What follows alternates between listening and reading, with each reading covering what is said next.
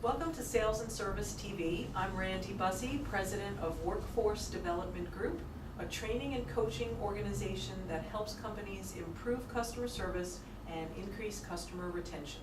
And I'm Jeff Goldberg, the President of Jeff Goldberg & Associates. We're a training, consulting, and inspirational speaking firm dedicated to helping you see measurable and sustainable sales improvement. And Randy, today we've got a question for you from Tim in Melville, New York. And Tim would like to know, how is social media impacting customer service? Well, I think the better question might be, how isn't social media impacting customer experience?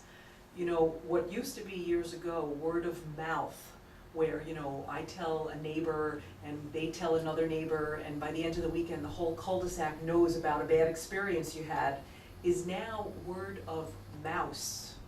Word of mouse, right? Because we are all digitally connected, whether it's Facebook or Twitter or LinkedIn or YouTube videos or blogs or newsletters, or I'm probably forgetting so many different social media outlets that are out there. Customers have a voice, and what used to be a one-on-one transaction is now a one-on-many. And so I can have a bad experience somewhere, whip out my cell phone and start tweeting about it or post a status update on Facebook. And next thing you know, everybody that's following me finds out about, don't go to Frankie's Pizza because the guy behind the counter is nasty. So social media is having a tremendous impact on the customer experience in many different ways. It's another way for customers to actually connect with companies. And what I'm finding, Jeff, is that a lot of people, a lot of businesses are not even playing in the social media playground. And so their customers are talking to them and talking about them, and yet the company is not participating in the conversation. What about a company that actually is smart enough to participate in the conversation when they find that a customer is saying less than wonderful things about them? Is there something they can do to somehow counteract that? Yeah, and ignoring it is the worst thing that you can do, right? You want to address it. You want to thank the person for letting you know that there was some sort of a problem. You want to apologize for it, even if it wasn't your fault. And then you want to make better on the situation. Now, you might be thinking, customers are going to want everything for free. And you know what? They really don't. Yes, there are some people that are going to want to just, take advantage of you and get whatever they can from you. But I think most customers are looking for whatever the product or service was that they wanted to buy from you in the first place. And if something does go wrong, they want you to acknowledge it and apologize and take ownership. And so don't think that you have to give away the store in order to make a customer happy.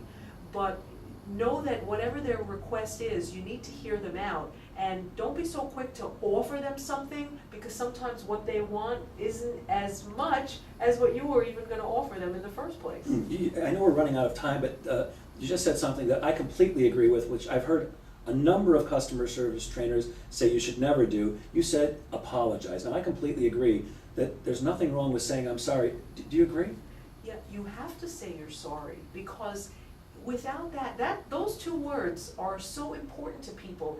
Sometimes that's all they need, right? Sometimes that's all they need, and you know what? Let them talk. Don't be interrupting them. But as soon as there's a break in the conversation and they're finished getting out their frustration about the situation, say, thank you for letting me know. I'm really sorry that happened. And by the way, those two words, I'm sorry, can mean different things if you're not genuine when you're saying it. So don't make it sound like you're reading from a script. When you say you're sorry, you've got to really mean it. And a lot of times the customer will be okay with it, as long as you then, after you apologize, make the situation right and take steps to make sure that it's not going to happen again. Great advice, Randy, as always, and thank you for that question, Tim. And thank you all for joining us today on Sales and Service TV. Please tune in next time, where maybe we'll be answering your question.